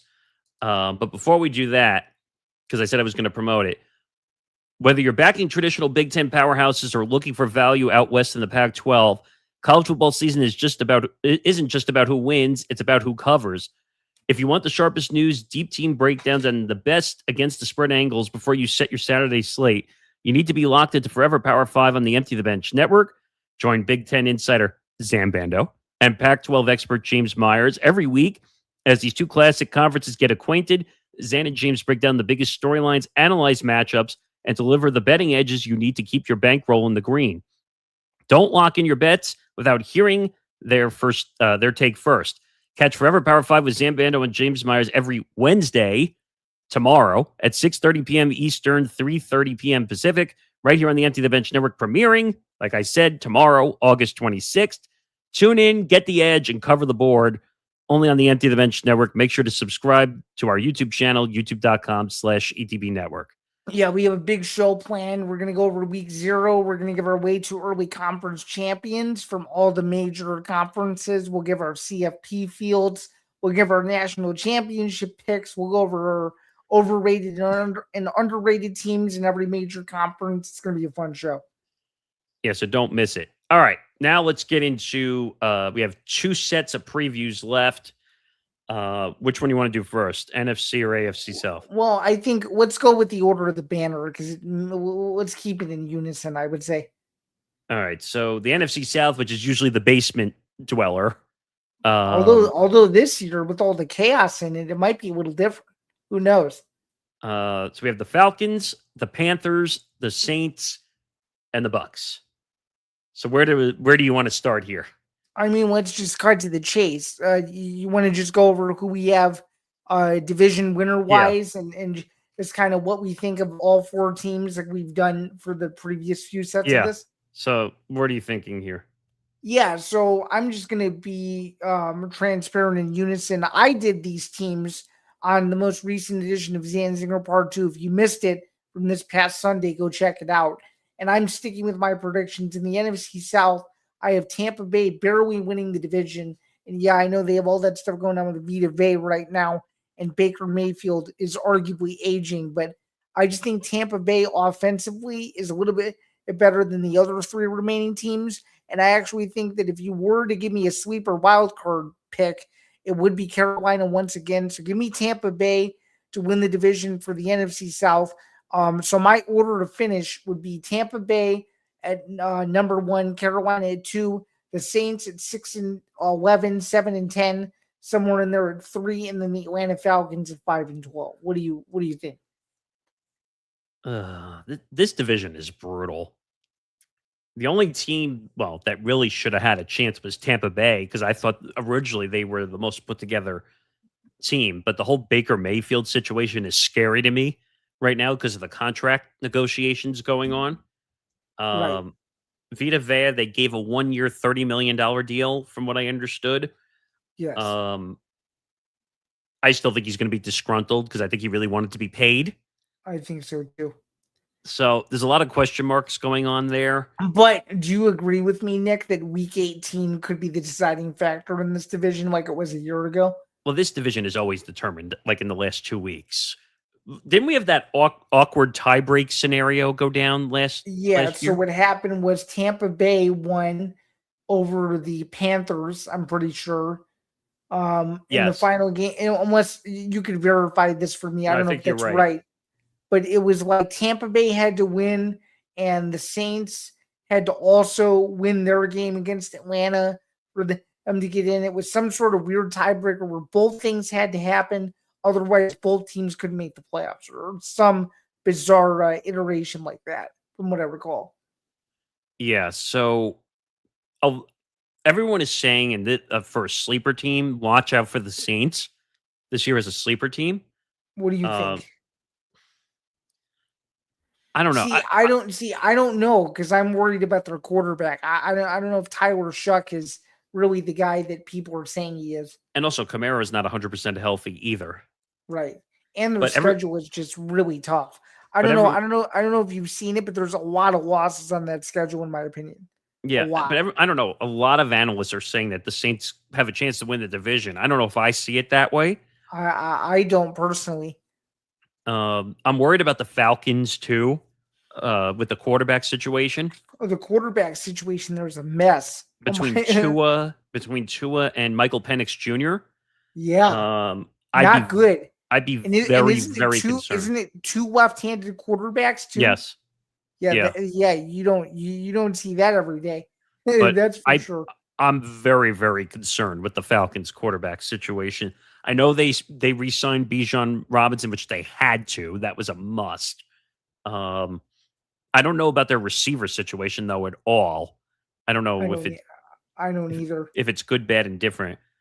Callan said someone wins these divisions with a losing record.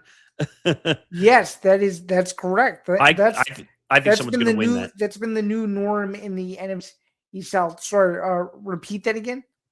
What he said? No. Repeat what you said.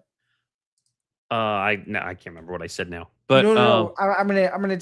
You were about to give your divisional prediction. Oh, I was just saying, like, looking at this division, if Tampa doesn't win it, I'd be a little shocked, in my opinion. So you're picking Tampa to win it, but it's going to be ugly, though? I think it's going to be ugly. Carolina's a good team. They finally figured it out with Bryce. They're one player away to me from being really good. That's what I think. Yeah, I mean, they didn't have that other big star. Would you agree with that? Yeah, they're one away, in my opinion. I don't think they'll ever be aggressive in the playoffs, but I think they can win the division for sure. But if Baker can be Baker and Vita Vea is ready to go, they have some decent weapons. They should win because I look at the Falcons; they're going nowhere. You're right. Do you remember late in the year there was that Thursday night game with that bogus field goal at the end when Tampa Bay played Atlanta and the game shouldn't have been as close as it was, and it was that ridiculously stupid ending. Yes. It was so dumb. Oh my goodness. I could see, because now that we're in a 17-game schedule, I could see Tampa winning this, like going 9-8 to win the division. I think so too. I think they'll go 10-7 or 9-8. It's either going to be the division winner goes 9-8 and the second place team goes 8-9, or vice versa with the 10 win or 9 win arrangement. Wasn't it true that 3 teams finished 8-9 and that's what caused that weird tiebreaker in that division? I'm going to double check and verify for you, but I'm pretty sure. Because that led to, and then Atlanta lost a game, which costed, I think it costed Carolina, from potentially winning the division. Let's see.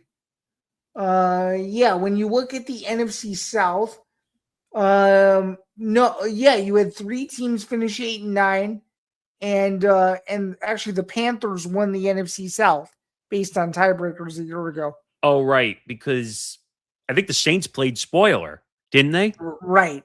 And they beat Atlanta for the Panthers to win the division. Yeah. That's so effed up that a team winning or losing Then affects you. Carolina nearly beat the Rams in the wild card round at home. That was an incredible game. Like the Rams comeback. had to come back. The Rams had to come back and win that game to eliminate Carolina from the postseason. I was at a restaurant with family. Like we were at an Italian restaurant. This game is on, and I'm watching the first half. The Panthers are embarrassing the Rams in the first half. Oh, I know. And then the Rams make this like insane comeback to somehow win this game. And I'm like, there you go. Now the Rams are going to win the Super Bowl. It was crazy. And sure enough, they didn't win the Super Bowl, but that was our Super Bowl pick all the way up until they got beat by Seattle, of course. And by the way, in a game, I know we're not on the NFC West this week, but that's a game that to me the Rams got totally screwed in. Oh, they did big time. But I see Tampa first, Carolina second. But Tampa, do you agree like Tampa will win the tiebreaker over Carolina late in the season in some like stupid fashion or something like that? What, Atlanta you said? No. I'm saying, let's say I agree with you. It'll be Carolina and Tampa order to finish, right? What I'm saying is, do you think that second game between Tampa and Carolina is going to determine the division winner? I think something stupid is going to happen at the end of the year. That's going to determine the division. But that's what I think too. I still think Tampa should be considered like just a little bit higher than everybody else. Just because of Baker, I think I hate to say this, but is Baker the best quarterback in that division? Probably. And he has the most experience. Now, you're going to have some ups and downs with Baker. He's going to throw interceptions and all this stuff. But he's great at using his legs to avoid the sack. He's really good at that. He sure is. And a big thing, Nick, that I'm sure you'd agree with is he has to win on the road. He struggled on the road last year like it was nobody's business. Because if you recall, there was that trend where they were like unstoppable at home, and they won like I think it was 7 or 8 in a row at home or something, and they just imploded on the road every chance they could. Yeah. By the way, not to go away from this for a second, but there's some breaking news. Oh no, what is it? Enes Kanter Freedom has been banned from Chicago Sky games at Wintrust Arena following his heated courtside altercation with Natasha Cloud. Wow. Sky owner Michael Alter announced the decision after Freedom was escorted out of the game, saying, quote, he demonstrated to us unequivocally that he has the potential to be a threat. Wow. Are you kidding me? That's crazy. I don't know if I agree with that fully. But we can react to that another day. All right. To finish the division, I have Tampa first, either at 10-7 or 9-8, probably somewhere in there. I agree with that. And to be honest, I wouldn't be surprised if the Panthers, Falcons, and Saints finished under 500 the rest of the division. Really? Okay. Well, Nick, with that argument that you just gave, you don't think there's going to be a wild card, do you then? No. I think that you're definitely going to see 2 teams out of the NFC West. I think so. I think that's where the extra team is going to come from. So we'll see there. But yeah, I have Tampa first, Carolina second. The Saints, I'm going to put third, and I'm going to put the Falcons fourth because of their disasters. We have the same order. Okay. Yeah, because I think the Falcons' quarterback situation is a disaster in every way, shape, or form. And I don't trust Tua anymore. No, I don't trust him either. Okay, moving over to the AFC South.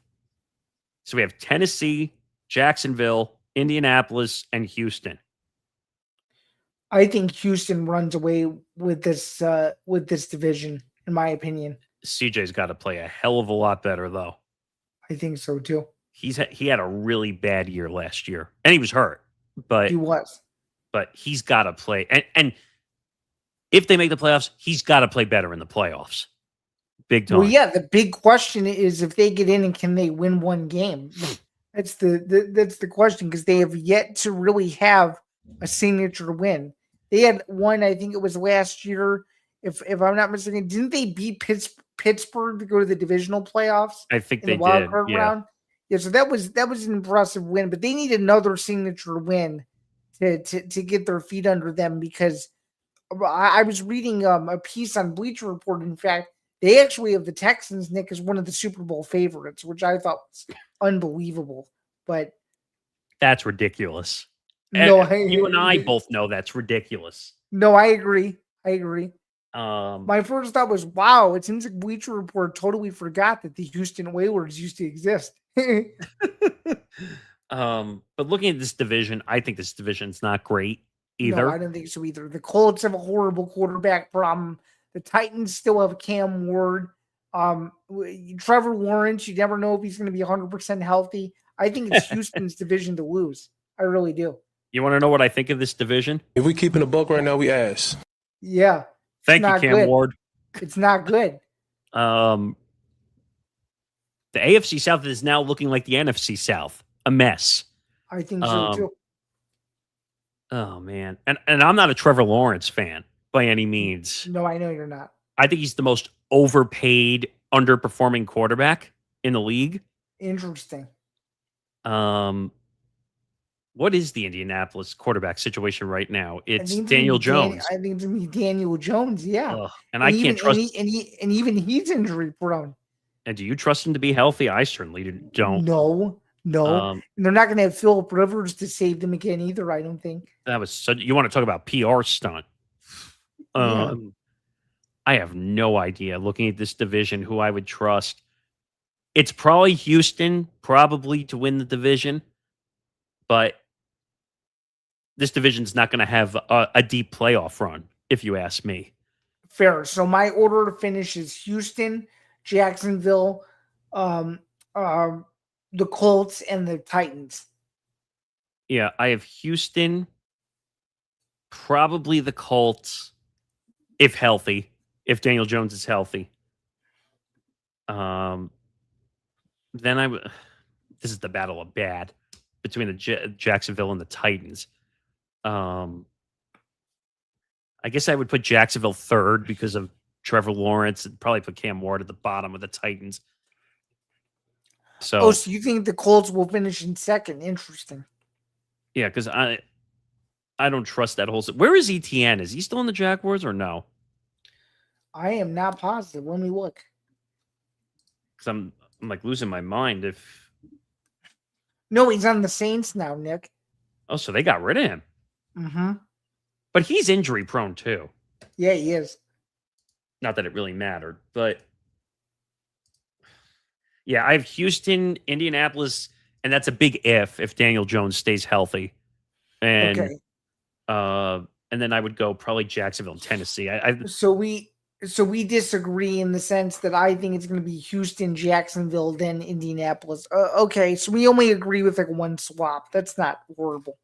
Or we only disagree with like one swap. So that's not bad. Yeah, and Robert Saleh is going to end up in Slopville again with the Right. Titans.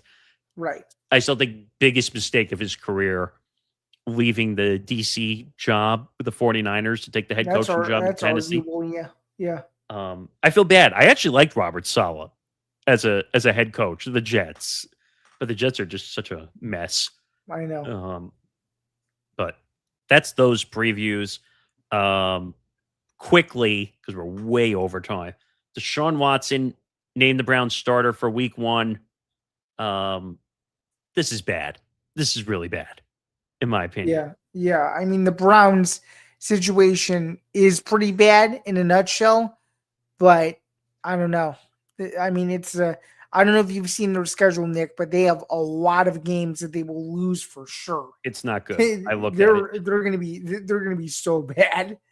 They're gonna be so bad. I'll quickly run through. So at Jacksonville Week 1, they could win that.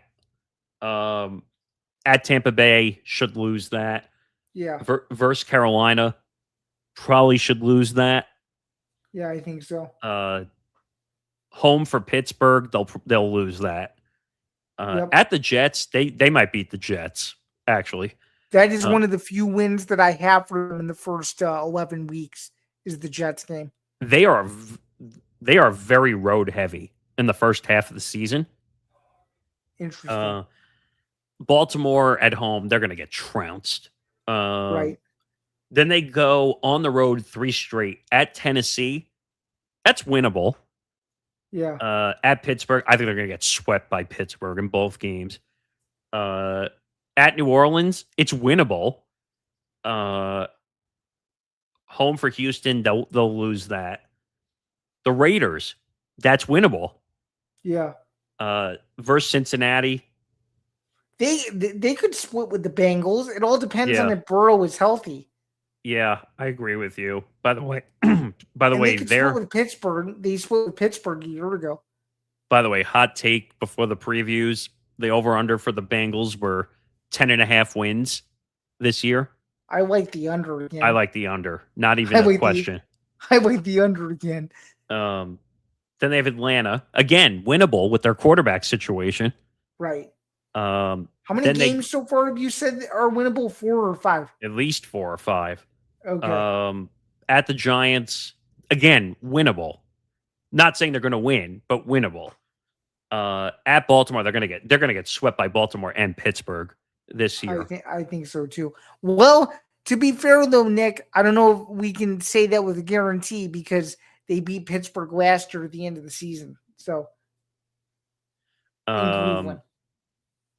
Yeah, I don't know. So I'm going to say they have winnable games. I'm not going to say they're going to win games. So potentially winnable is in 5 or 6 names. At least 5 or 6 are winnable, but that's it. So they're going to have a bad season. But I don't like what Deshaun Watson did calling out the fans. I don't like that he did that. I think it's a bad look. And Todd Monken came out and said, "Oh, those quotes didn't affect him when he was naming the starter." Really? You want to know why he's the starter? He's got 300 million reasons of guaranteed money of why he's the starter. That's why. Shedeur Sanders will start at some point. It's not a matter of if, it's when. A lot of people are saying it could be week 4 or week 5, depending on how bad it is. And we'll see what happens from there. But I don't know. What do you think of this in general? Do you think it's just the Browns saying we need to start someone or no? Well, I think it's that, number one. Number two, I think they can't put Shedeur out there, at least not right away because of his inexperience. And I mean, I'm just going to say this now. It's not really more so a football thing. If you want to sell tickets, think about it from a business standpoint. Would you rather see a more experienced quarterback in Deshaun Watson that's had moments of success other places? Or would you rather see, maybe he's not a head case anymore. I think he's cooled down. But my point is, would you rather see someone a little bit more polished or someone still learning how to be a professional NFL quarterback? And I think that's where the Browns made the decision they made. Yeah, I guess. And this isn't to discount Shedeur as a professional. He clearly is a professional NFL quarterback. He's good enough to be in that roster. What I'm saying is, from an experience standpoint, Watson takes the cake for me. I don't think he's good enough to be a starter. No, Shedeur. Yeah, that's also a good point. Although I don't know if we've seen enough to say that yet. Maybe I agree. Maybe this is the year we'll find out. I agree. I just don't think he has enough quarterback skills to be a consistent starting quarterback. That I would agree with. I think he runs more than he throws also, which is not a good formula.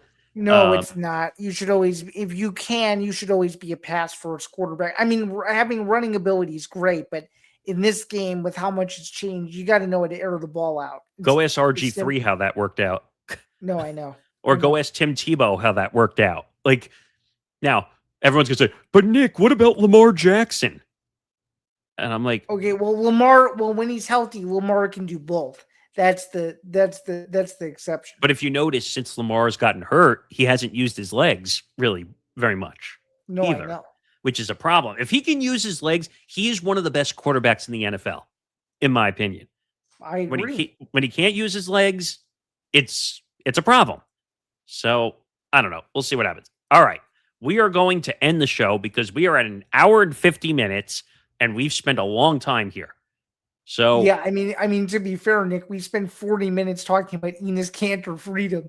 We So, yeah. yeah, Shout out freedom. to the 280 people who showed up, though. You guys are war horses, man. Yeah. You guys stayed for the whole stream. And a lot of people, thank you to some of the Commented. new people that commented on the stream. Appreciated. Make sure you follow us on social media at ETB Sports for this show, Twitter, Instagram, TikTok at ETB Sports. Follow the Empty the Bench Network at ETB Network, Twitter, Instagram, TikTok. Make sure you subscribe to our YouTube channel, youtube.com/ETB Network. If you're watching on the X platforms, we appreciate it. Go over to our YouTube channel and hit the like and subscribe button on this video and our channel so you can check out everything we're doing. Don't miss Forever Power 5 Season 3, Episode 1 with Zain and James tomorrow, 6:30 p.m. Eastern, 3:30 p.m. Pacific. Bando's breakdowns on Thursday, episode 104. Right. So you'll be back then on Thursday. You have Bando's Blitz coming back. That'll be Saturday morning. That'll be an 11 a.m. Eastern drop. I'm excited about that. Yeah, so we're trying to compress it to like a 3-minute vehicle so we can get it out on. We're gonna make it a little bit more condensed and easier to digest, and I'll still have records and the whole thing. I'm excited to bring everything back. It should be a lot of fun. So don't miss everything. We'll be back next week, same time. It'll be September actually when we come back. Right? We'll try not to go 2 hours. Yeah, no. But there was just a lot to get through this week. But yeah, well, actually, isn't next week our football week? So isn't it telling me that we're off next week? Isn't that yeah. That's a good call. I totally forgot to mention that at the top of the episode. So we've been doing this for a couple of years now, the network. It's our annual back to football week for the NFL and college football. We are going to be doing our NFL previews, AFC, NFC, our fantasy draft Monday, Tuesday, and Thursday. So our show will be off next week. So and the then next we'll be back on September 8th is when we'll be back. Yes, we'll be back on Tuesday, September 8th, which will be less than a week away. The week of week 1 for the NFL. The beginning of week 1. Yes. Actually, that same week, you're not going to be on forecast because you're getting your wisdom teeth removed, right? So yes. And I've had it. It's don't fine. feel bad. I've had it. No, it's fine. I was gonna say I'm glad you publicly said it because I don't care now. Now it's funny that the 280 people. No, so if you know that I can't talk, there's a reason why. So, but yes, he's having his wisdom teeth removed. And then he'll be back the week after, the next 2 weeks, and then you'll be off for week 4. Yeah, for a wedding. Yep.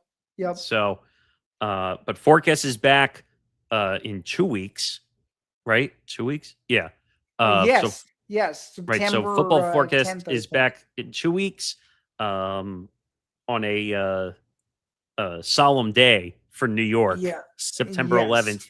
Very, very solemn day. And my show, in fact, will stay put because I need to preview week 1 of college football. So if you want a little bit more of a traditional schedule, you will still get Bando's breakdowns, except it'll be on Friday next week instead of Thursday. So yeah, it's the one Friday just because of the way the schedule worked out. And I didn't want you to miss week 1 of that. That's like one of the biggest preview weeks of the entire college football season. It's huge. Yeah. I would be off the beaten path if I skipped week 1 and started with week 2. So yeah, that would be weird. So yeah, one more time on Friday and then back to Thursday. But until Thanksgiving. Until Thanksgiving. Like you're already thinking about holidays. Yep.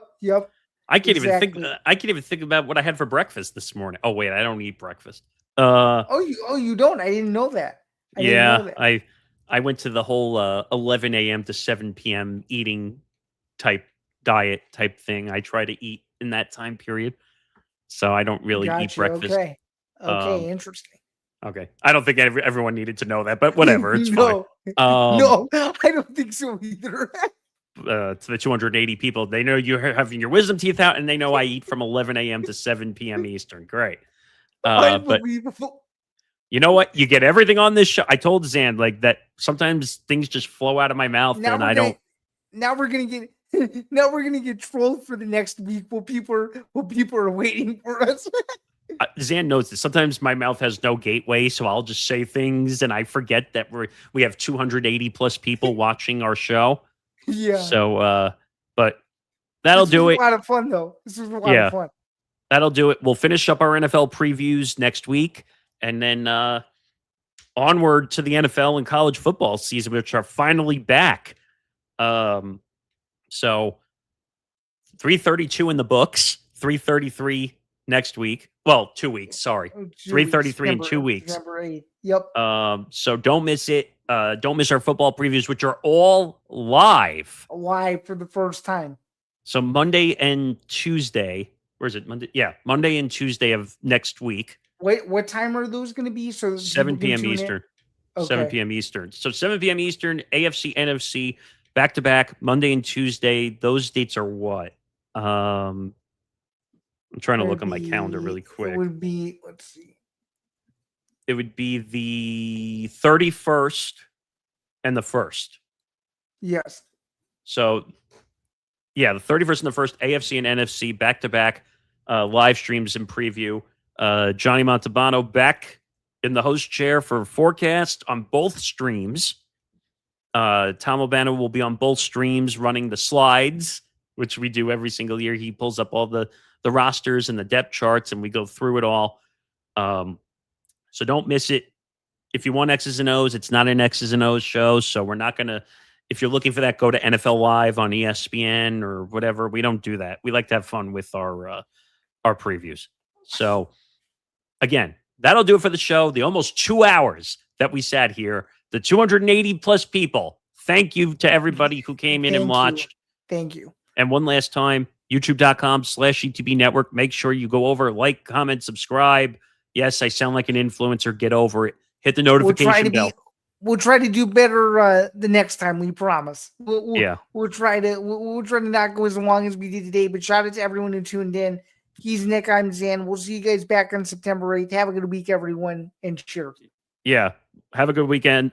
Well, weekend. Jesus, I'm thinking ahead of the weekend already. Have a good week. We'll see you in 2 weeks. Until then, have a good rest of your night. See you around.